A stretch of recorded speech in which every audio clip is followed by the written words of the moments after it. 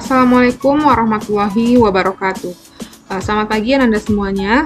Hari ini kita akan membahas ulang tentang rasio trigonometri pada sudut-sudut berelasi. Kemudian kita akan bahas aturan sinus, aturan kosinus, dan menentukan luas segitiga sebarang.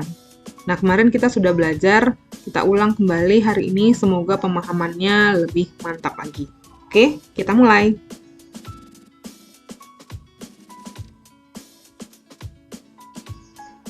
Oke, pertama kita lihat dulu untuk rasio trigonometri. Ya, rasio trigonometri itu kemarin ada 6 konsepnya yang sudah kita pelajari. Yang pertama yaitu sinus theta. Yang kedua yaitu kosinus theta. Yang ketiga tangen theta. Terus selanjutnya ada kosekan theta, ada sekan theta, dan yang terakhir yaitu kotangen theta. Yang pertama sinus theta. Sinus theta itu adalah perbandingan sisi di depan sudut per sisi miring. Oke. Terus untuk kosinus theta, perbandingannya adalah samping banding miring. Nah, tangen theta itu didapatkan dari pembagian sinus dengan kosinus. Maka, untuk menentukan perbandingan tangennya, sisi di depan sudut banding sisi di samping sudut. Desa. Nah, jika sudah ada konsep yang 3 ini, untuk kosekan, sekan, dan kotangen, itu tinggal kita ambil kebalikannya atau 1/nya. Kosekan itu miring per depan, sekan itu adalah miring per samping, dan kotangen itu adalah samping per depan. Ya, kebalikan dari tangen. Oke, sampai di sini paham ya?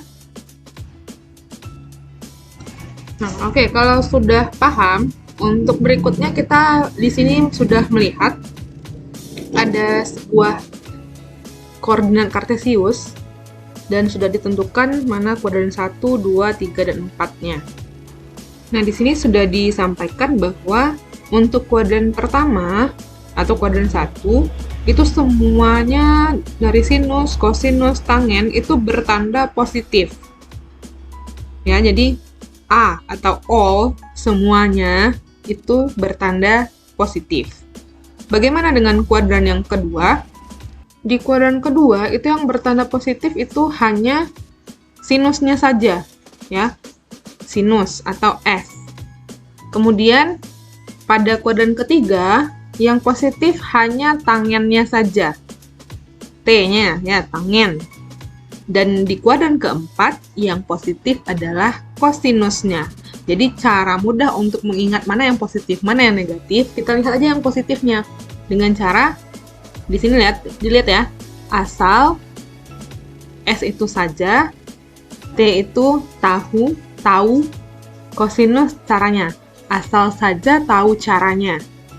Ya, jadi asal atau all di kuadran pertama, saja sinus di kuadran kedua yang positif, tangen di kuadran ketiga tahu, kosinus atau C caranya. Asal saja tahu caranya. Jadi gitu ya, untuk menghafalkan mana yang positif pada masing-masing kuadran. Selanjutnya Ibu tampilkan kembali perbandingan trigonometri untuk sudut-sudut istimewa. Nah, di sini ada sinus, kosinus, dan tangennya saja ya pada sudut istimewa di kuadran pertama.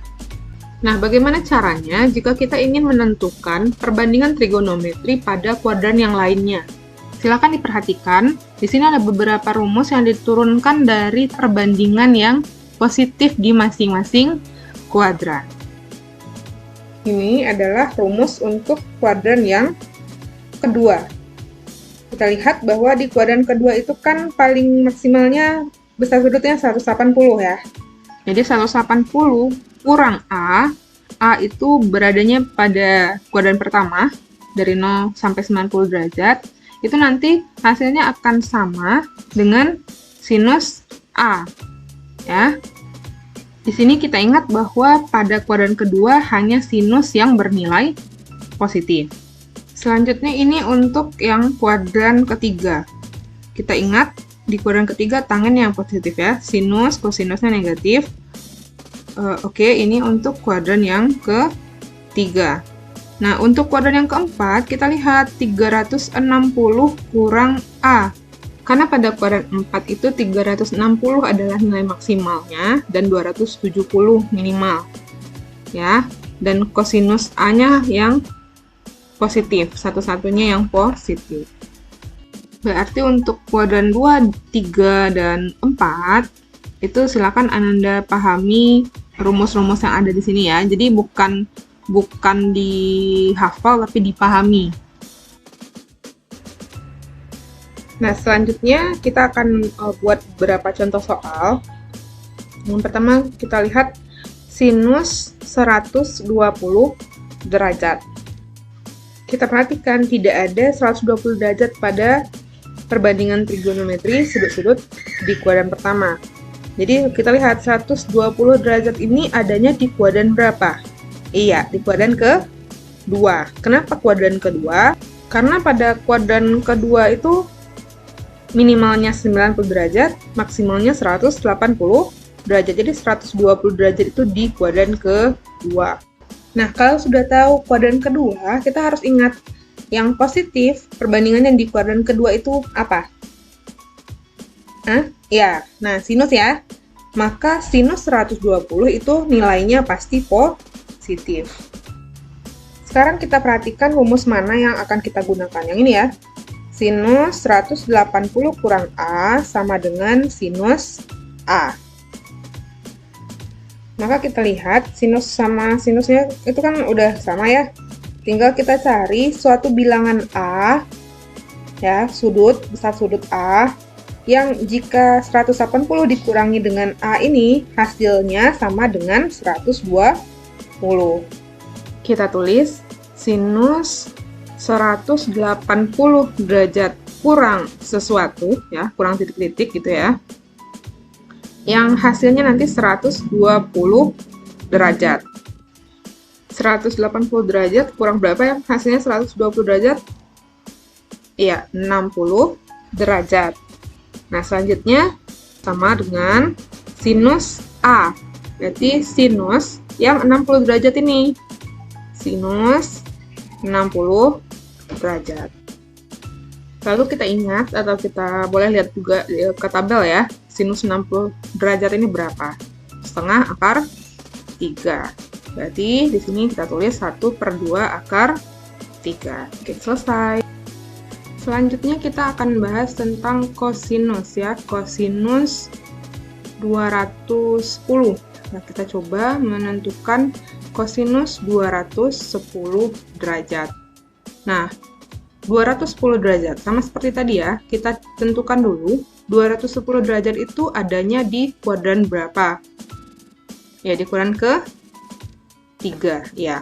Di kuadran ketiga yang bernilai positif asal saja tahu caranya. Berarti di kuadran 3 tahu T. Tangennya ya yang positif, berarti kosinusnya negatif. Ya, maka ditulis negatif kosinus 180 tambah A. Maka kita cari kosinus 180 tambah berapakah yang hasilnya 210. Maka di sini harus ditambahkan 30 derajat. Nah, ini sama dengan negatif kosinus 30 derajat. Nah, terus sama dengan negatif kosinus 30 derajat itu berapa? Kita lihat di tabel boleh atau sudah ingat ya? Harusnya sudah ingat 1/2 akar 3. Udah selesai. Nah, kita lanjut ya. Selanjutnya tangen 315 derajat. Tangen 315 derajat kita lihat 315 itu adanya di kuadran ke-4. Maka di kuadran keempat itu tangennya negatif. Negatif tangen 360 derajat kurang 360 kurang berapa yang hasilnya 315 derajat? Ya, 45 derajat.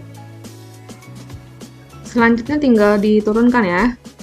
sama dengan negatif tangen 45 derajat. Berapa? Negatif tangen 45 derajat. Artinya negatifnya diturunkan lagi. Tangen 45 derajat itu sama dengan, coba kita lihat tabel, sama dengan 1 ya. Jadi negatif 1. Begitu caranya.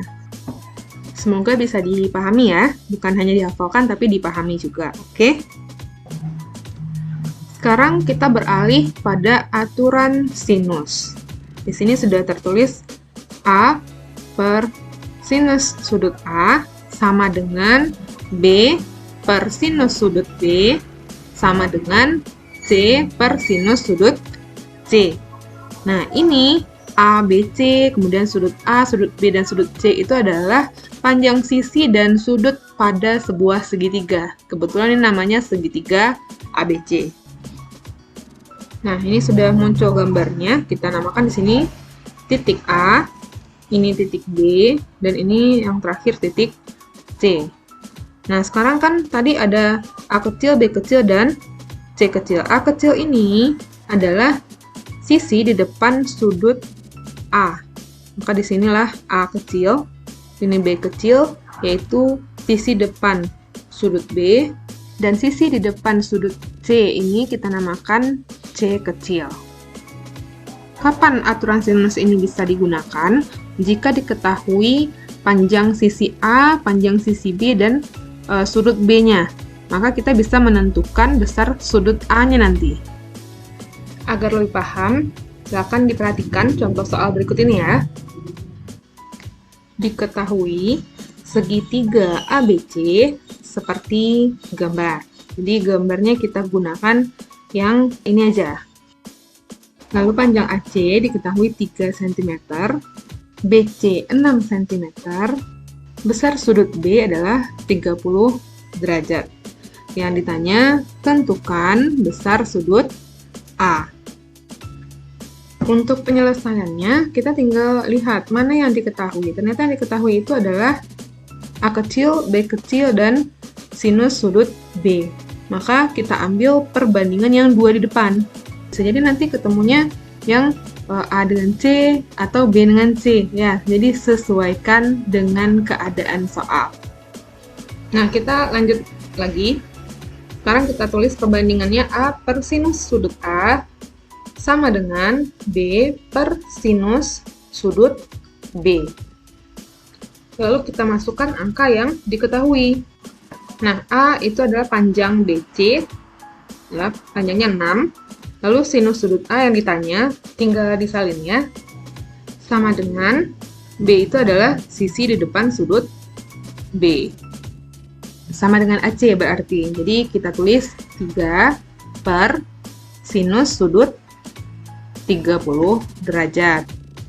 Selanjutnya kita selesaikan 6 per sinus sudut A sama dengan 3 per sinus 30 derajat itu 1 per 2. Lalu 6 per sinus sudut A sama dengan, jadi kita ubah ya, 3 yang per 1 per 2 ini kita jadikan membagi dengan pecahan, ya, kali dengan 2 per 1. Oke, jadi 6 per sinus sudut A sama dengan 3 kali 2, ya 6. Untuk menentukan sinus sudut A, kita tinggal itu ya, saling bertukar posisi. Sinus sudut A itu jadinya 6 per 6. Jadi sinus sudut A sama dengan 1. Ya. Lalu apakah ini sudah selesai? Belum, yang ditanya adalah besar sudut A, bukan sinus sudut A ya. Jadi kita cari sinus theta yang sama dengan 1. Sinus berapakah itu? Sinus 90 derajat. Jadi sinus 90 derajat itu kan 1. Maka secara otomatis sudut A-nya berapa? Ya, sudut A-nya ya sama dengan 90 derajat. Jadi kita masuk sekarang ke aturan kosinus. Aturan kosinus ini berlakunya kalau misalkan kita punya dua sisi yang diketahui, kemudian ada sebuah sudut yang diapit oleh kedua sisi tersebut. Nah, seperti ini contoh gambar segitiganya. Berikutnya kita akan masuk ke contoh soal. Diketahui segitiga DEF, EF-nya itu panjangnya 4 cm, DF 6 cm, dan sudut F-nya 120 derajat. Yang ditanya adalah tentukan panjang sisi DE. Nah, ini sudah ada gambar dan diketahuinya sudah dipindahkan ya ke gambar. Maka penyelesaiannya, kita lihat yang ditanyakan panjang sisi DE. DE itu adalah sisi di depan sudut F. Maka F kuadrat sama dengan D kuadrat tambah E kuadrat kurang, nah tadi kan di sini D dan E, maka 2D E, kemudian dikali dengan kosinus sudut F. Jadi aturan kosinusnya disesuaikan saja sesuai dengan soal.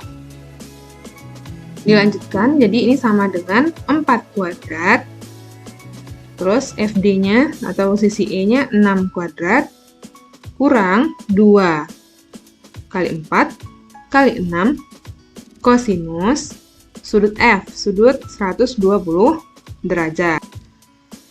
Terus sama dengan ya, sama dengan 4 kuadrat jadinya berapa? 16 tambah 6 kuadrat, 36 kurang 2 kali 4 kali 6. Berapa tuh? 2 kali 4 kali 6, 8 kali 6, 48 kosinus 120. Nah, di sini muncul contekannya ya. Jadi, kosinus 120 itu ternyata negatif 1/2. Kita masukkan ke dalam tanda kurung negatif 1/2. Oke, selanjutnya sama dengan 16 tambah 36. Hasilnya berapa? 52. Kemudian kurang 48 kali negatif 1/2. Berarti nanti kan bisa jadinya positif ya. Bisa jadi positif 48 bagi 2. 24. Oke, dijumlahkan 52 tambah 24 itu sama dengan 76. Lalu untuk menentukan panjang DE atau F-nya, F itu berarti kita akarkan aja ya. Berarti F sama dengan akar 76. Nah, gitu caranya. Selanjutnya yang terakhir ya, untuk luas segitiga ABC yang sebarang. Maka luasnya ini mirip cara menentukannya dengan aturan kosinus tadi. Jadi kita mengetahui dua panjang sisi, kemudian sebuah sudut yang diapit oleh kedua sisi tersebut. Nah, ini gambar segitiga sebarangnya. Kita lanjut ke contoh soal. Ya, contohnya di sini ada sebuah segitiga DEF, ditanya luas segitiganya. Jadi kita pilih mana yang cocok dengan gambar. Nah, yang ini hanya sebagai panduan, lalu kita sesuaikan dengan soalnya. Di sini untuk luas segitiga DEF,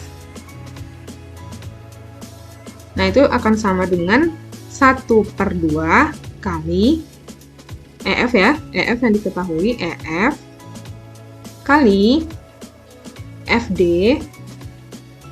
dikali dengan sinus sudut 120 derajat, karena 120 derajat itu yang sudut apitnya. Lalu sama dengan 1/2, EF itu tadi panjangnya 4 ya, kali 4 kali FD itu 6 kali 1/2 ya, karena sinus 120 itu tadi sudah kita ketahui 1/2, plus sama dengan 1/4, kita kalikan ya setengah-setengahnya, kali 4 kali 6. Nah, terus kita sederhanakan, 4-4-nya itu bisa dicoret-coret, sama dengan 6. Jadi karena tadi tidak ada satuannya, maka ini kita tulis aja 6 satuan luas. Terakhir, Ibu mengucapkan selamat ujian untuk Ananda semuanya. Ingat, raihlah kesuksesan dengan usaha sendiri, jangan bergantung pada orang lain. Oke? Assalamualaikum warahmatullahi wabarakatuh.